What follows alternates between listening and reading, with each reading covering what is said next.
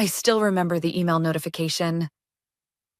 All hands meeting, mandatory, 9:30 a.m., main conference room. It came in at 8:12 on a Thursday morning. Too early for anything good. My stomach dropped the moment I saw it. I'd worked in corporate long enough to know that tone. No subject line, no details, just urgency wrapped in vague professionalism. The kind of message that doesn't say layoffs, but screams it anyway. My name is Samantha Ray. I'm 34, and for the past 8 years, I worked at Delta Core Solutions, a mid-sized tech firm in Portland. Or rather, I lived there. I was the one who stayed late when servers went down, who skipped lunches to review compliance documents, who quietly retrained employees when onboarding dropped the ball. When the pandemic hit and everyone else panicked, I learned new systems overnight, updated our protocols by hand, and kept the place afloat. But on that Thursday morning, none of it mattered. I walked into the conference room and felt the hush immediately. People sat stiffly, coffee cups clutched tightly like talismans. No one made eye contact. I sat near the back, my heart thudding so loudly I could barely hear the soft murmur of nervous whispers around me. Then the doors opened, and in walked Alan Reese, our chief operating officer, flanked by 2 HR reps. That's when it became real. "Thank you for joining us this morning," Alan began, like this was just another company update. "Today, we've made the incredibly difficult decision to initiate a round of workforce reductions." He paused as if expecting sympathy. "This is part of a necessary restructuring as we align our budgets with future growth strategies." I wasn't shocked by the layoff itself.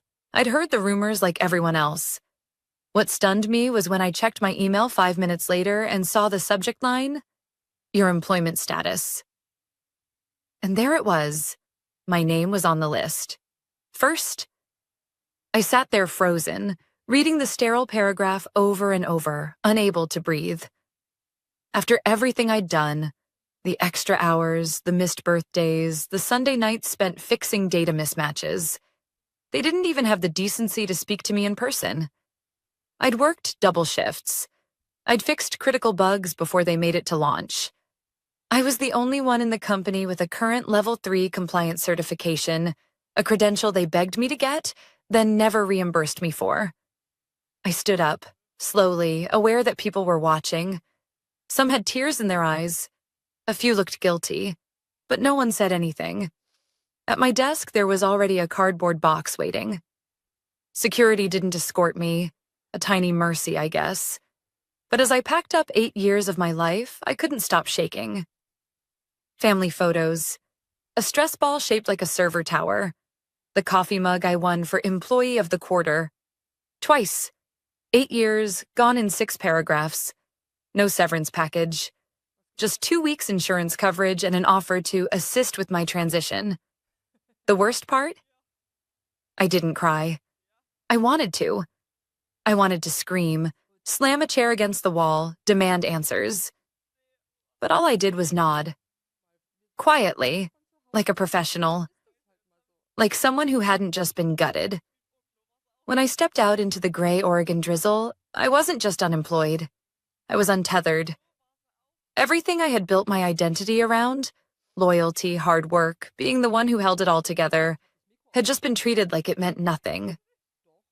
I put the box in my car and sat behind the wheel for a long time. No music, no calls, just silence. I stared at my reflection in the rain-smeared window, and for the first time in a long time, I saw someone exhausted, used, discarded. But then, as the shock began to fade, something else began to rise. A quiet fury. Not rage, not revenge. Clarity. They didn't let me go because of budget cuts. They let me go because I made things look easy. Because I trained the team so well they thought I could be replaced by the people I mentored. Because I never asked for credit, never made noise, and never threatened to leave. They thought they'd won. They had no idea what was coming. Because 2 weeks before they blindsided me with that email, I had a conversation. One I hadn't told anyone about yet. Not even my closest friend in the company. It was with a recruiter from Calum Tech, a global cybersecurity and compliance firm. And as I sat there in my car, still clutching the layoff notice, my phone buzzed with a new message. Hi, Samantha. Congrats again.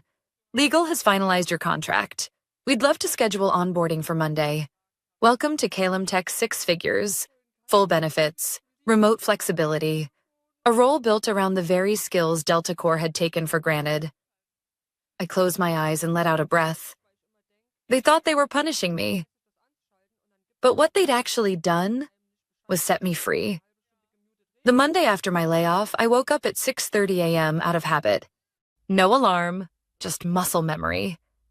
For 8 years, that time meant brewing coffee, reviewing the ticket backlog, checking my team's schedules, and prepping for yet another urgent compliance meeting that should have been solved months ago. But that morning, I sat still at the kitchen table. No rush, no emails, no panicked Slack messages. Just the silence of my small Portland apartment, and the contract for my new job at Calum Tech, still sitting on the counter. I didn't sign it yet. Not because I had doubts, but because part of me needed time to mourn. Not the company. That was long gone. I was mourning who I had to become to survive in a place that never saw me. Back when I started at Delta Core, I was just 26. I'd landed the job after getting certified in risk and compliance systems. Not exactly a glamorous field, but one that required meticulous thinking, nerves of steel, and most of all, accountability. I was eager, sharp, hungry to prove myself. And for a while, I did. I stayed late to fix botched reports. I found discrepancies in regulatory filings that saved us from audit fines. I volunteered to mentor new hires. I was the go-to, the reliable one. You know what happens to the reliable one? They get buried in expectations. At first, it felt like trust. I was looped into high-level meetings, CC'd on everything. But soon I was doing everything. Writing documentation that wasn't mine. Fixing code I didn't break. Picking up calls after hours, just in case. When someone missed a deadline, I handled it. When a new hire was floundering, Samantha, can you just shadow them for a week? By year 4, I was basically running onboarding for the entire compliance division. Unofficially, of course. No title change. No raise. Just a slow shift into invisibility. My manager, Drew, always said the same thing. We know how valuable you are, Sam. You're the glue. Glue. I hated that word. Glue holds everything together. Quietly, messily, unseen. And when it breaks, people don't blame the load. They blame the glue. I wasn't resentful at first. I told myself it would pay off. That loyalty meant something. Then came the new hires. Fresh out of grad school, underqualified, overconfident, and assigned directly to me. Samantha, can you train Jason on the compliance dashboard? Samantha, just loop Priya in. She'll be shadowing you. At one point, I was training 4 people while still doing my actual job. But it was a conversation from about 6 months before the layoff that stayed with me. It was after hours, and Drew had stopped by my desk while I was still typing out a critical client compliance report. You know, if we had 5 more Sams, this place would run itself. I gave a tired smile. Then maybe you'd let one of them have weekends off. He laughed. I didn't. Later that week, I submitted my first request for a compensation review. I outlined my certifications, project metrics, and team development work. I attached glowing client emails, positive audits, and even included market salary comparisons. Drew's reply came 48 hours later. Unfortunately, we're not in a position to adjust salaries this quarter. Let's revisit this in 6 months. 6 months later, I sent a follow-up. No reply. Instead, 2 months after that, I got an email asking me to lead compliance training for the entire company. No title. No bonus. Just more hours. More unpaid labor. I did it anyway, because I still had hope. I still believed that showing up, really showing up, mattered. I didn't know it then, but that was the final test, and I passed it, just not in the way they expected. The recruiter from Calum Tech reached out shortly after that training session. She'd been forwarded one of the internal guides I'd written, anonymously, of course.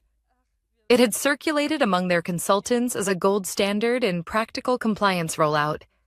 They wanted to talk. I took the call. Quietly. Cautiously. I told myself it was just a conversation. But the moment I spoke to their director of operations, I realized how much I'd been starving. Not just financially, but professionally. He knew what my certifications meant. He asked about the systems I'd patched. He valued the quiet work no one else ever saw. And then I got the offer. 6 figures. Leadership title. My own team. It felt surreal. I hadn't accepted it yet when the layoff came.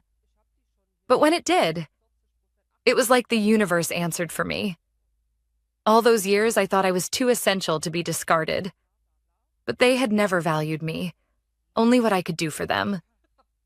And now, they were about to find out what happened when the glue walks away.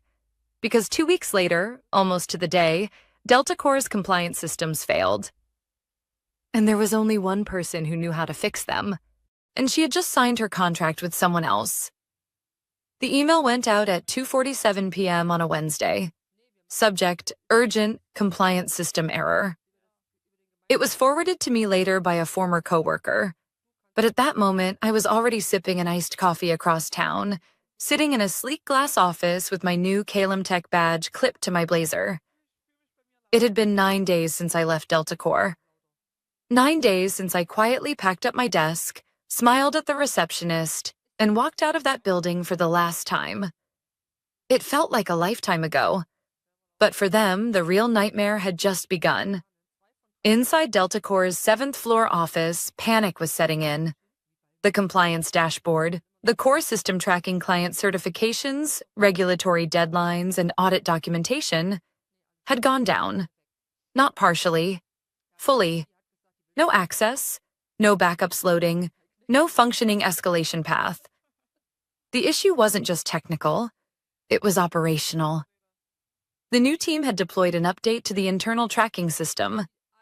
The same system I had manually patched and maintained for 6 years. It was never meant to be automated blindly. The protocols were too nuanced, too dependent on knowing the quirks and exceptions we'd built around client-specific regulations. But I was gone, and no one else knew the map. I got the first text from Jenna, one of the few people who'd reached out after the layoffs. Are you hearing what's happening at Delta Core? It's a disaster. Then Thomas, from IT, messaged me. Compliance system down. No one can even explain what went wrong. Drew looks like he's aged 10 years in an hour. I didn't reply. Not because I didn't care. A small part of me still did. But because I knew better than to get emotionally pulled back in.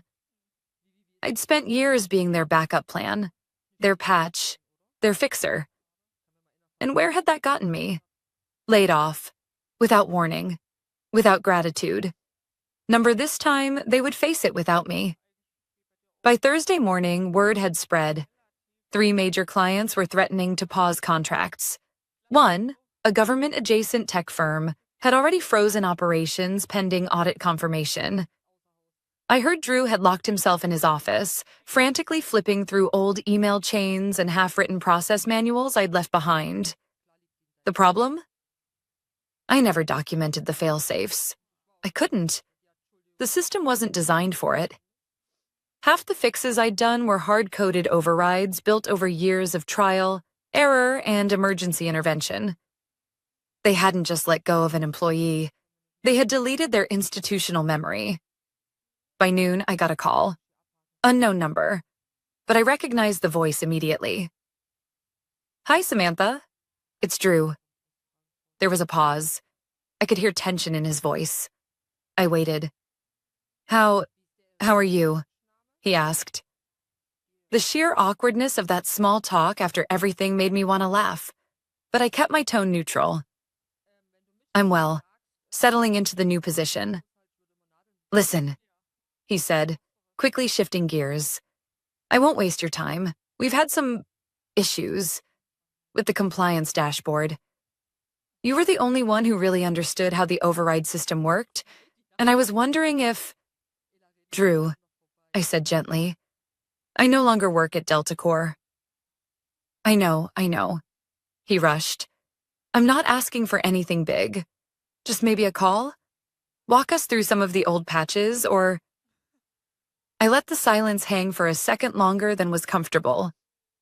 I'm not trying to be difficult, I said, but I did ask for compensation for this work. For years. You remember that, don't you? He went quiet. Now, I'm leading the compliance architecture team at Calum Tech, I continued, and I'm building something better, cleaner, sustainable.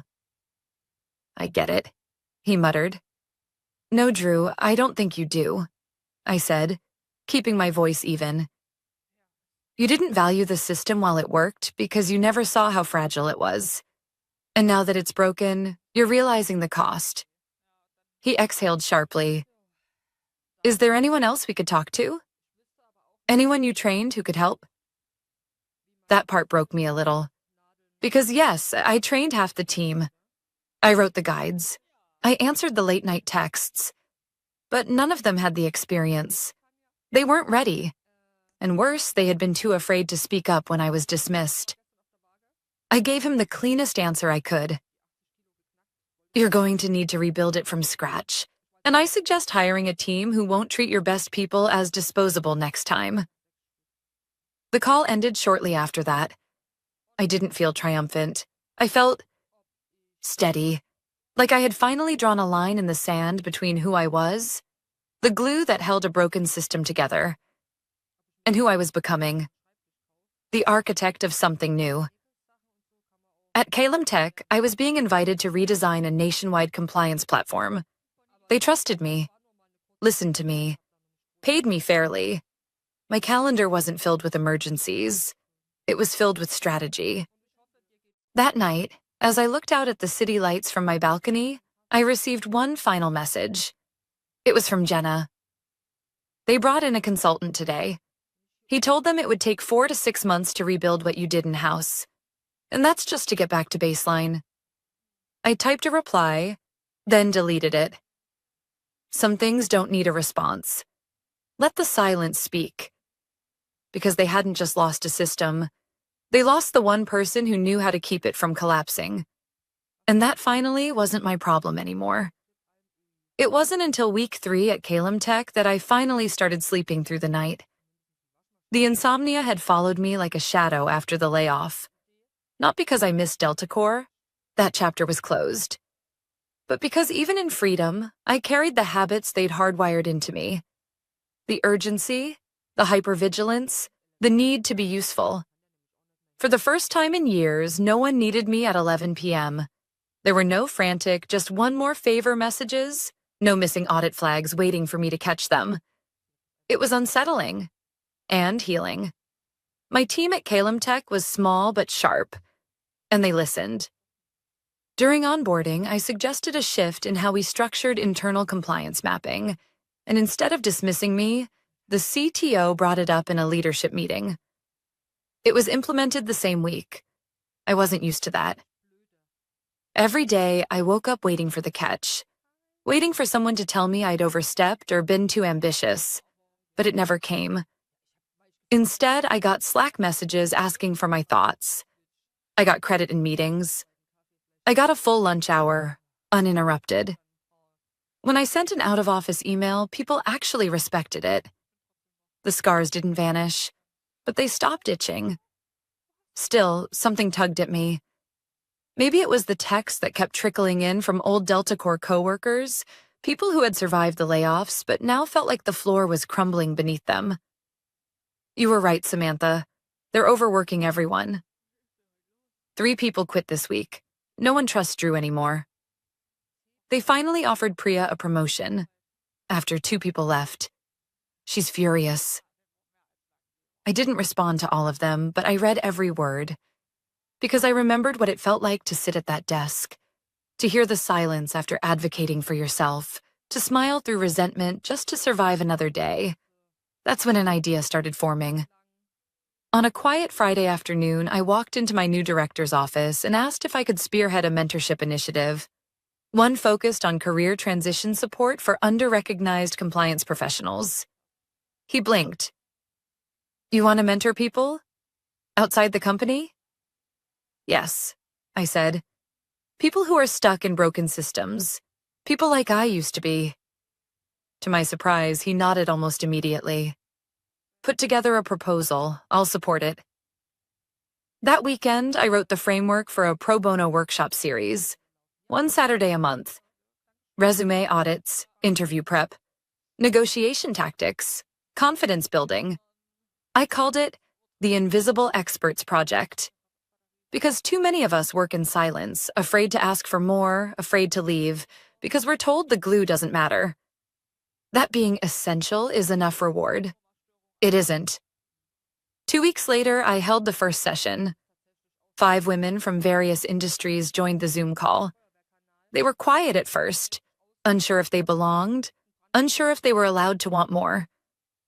But by the end, one of them, a single mom named Janelle, said something I haven't forgotten. "I thought I was failing because I was exhausted all the time, but maybe I'm just exhausted because I've been doing 3 people's jobs without credit." Exactly. That's the lie we're fed. That burnout is personal weakness, not systemic abuse. That loyalty is noble even when it's one-sided. That speaking up makes us difficult. It doesn't. It makes us free. After that session, I received a LinkedIn message from someone I hadn't expected. Priya, the junior analyst I'd trained during my last year at Delta Corps. "Hi, Samantha. I heard about the workshop. I'd love to join. Also, I just gave my notice. You helped me see I deserved better. Thank you." I stared at the message for a long time. Not because I was surprised, but because I realized something important. They'd tried to erase me, discard me like a broken part. But I hadn't just built systems. I'd built people. People who now saw their own value. That was the real legacy. And the more I embraced that truth, the more I understood the difference between leaving quietly and leaving with purpose. I hadn't burned a bridge.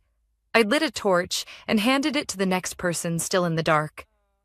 It was a gray Tuesday morning when I saw the subject line. Urgent request? Contracted assistance? It came from a Delta Corps email address, but not Drew's. This one was from a name I hadn't heard in over a year. Karen Voss, the company's chief legal officer. I opened the message slowly, half curious, half expecting more corporate cleanup.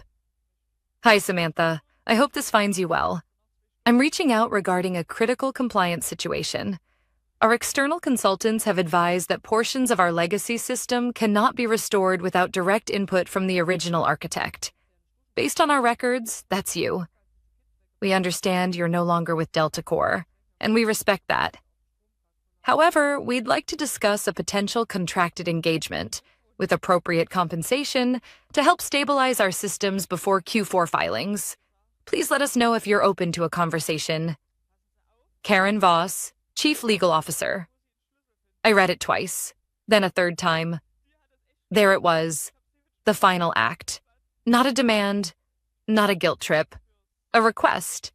Polite, careful, professional. From someone far higher up than Drew. I wasn't angry. I wasn't even tempted. I just felt something settle, like a book being closed after years of rereading the same painful chapter. By now, Delta Corps had lost 3 major clients. Their internal reviews had flagged multiple compliance breaches, and their external audit report, which I got a glimpse of through a friend in the industry, was scathing. They didn't want me back out of respect. They wanted me back because I was the only one who could fix what they had broken. The irony wasn't lost on me. I didn't reply right away. I spent the day thinking. Not because I needed the job. I didn't. Calum Tech was thriving, and my mentorship initiative, the Invisible Experts Project, had grown faster than I imagined. I just wanted to be sure. That night, I sat on my balcony again, the same place I had stared into the quiet the day I was laid off. The city below me was alive with lights, and inside, my inbox was filled with messages from mentees landing interviews, negotiating raises, and walking away from toxic jobs with their heads held high. I wasn't who I was a year ago, and I wasn't going back. The next morning, I replied, "Hi, Karen. Thank you for your message. I appreciate the outreach, but I must respectfully decline. While I understand Delta Corps' current challenges, I believe my departure and the circumstances surrounding it offered an important lesson about valuing internal talent before they become external assets. I wish you the best as you move forward with your consultants. Samantha Ray." No bitterness, no ego, just truth. A few hours later, I got a short response. "Understood. Thank you for your time. KV." I didn't need more. Closure doesn't always come with applause. Sometimes it comes quietly, like finally stepping off a path that only led you in circles. 2 weeks after that, Calum Tech's board invited me to present our new modular compliance platform, a system I'd co-developed and would now lead into national deployment. At the end of the meeting, our CTO shook my hand and said, "This wouldn't have happened without you, Samantha. You didn't just help us build something. You helped change how we think about what leadership actually looks like." That stuck with me, because for years I thought leadership meant carrying everyone else, being the fixer, the last one out of the office, the quiet achiever. But real leadership? It's showing people their value before the breaking point. It's setting boundaries, not just picking up the slack. It's refusing to let your loyalty be weaponized against you. I used to think I was disposable. They made me believe that being useful was the same thing as being valued. But here, I wasn't just useful. I was seen. At the end of my presentation, I looked around that boardroom, at people who listened when I spoke, at systems built on trust, not desperation. And I realized I hadn't just found a new job. I had reclaimed my worth. One of my mentees, a woman named Leah who had recently left a hostile finance firm, said something in our last group session that brought tears to my eyes. I kept thinking I had to prove I was irreplaceable. But the truth is, I never was. I was just ignored. I told her what I had finally come to believe. You don't have to be irreplaceable to be valuable. You just have to believe that the right people will see you before it's too late. That's what Delta Corps never understood. They didn't lose me because I left. They lost me because they never believed I would. And by the time they realized what they had, I was already building something they'd never get access to again. Success isn't revenge. Self-respect is.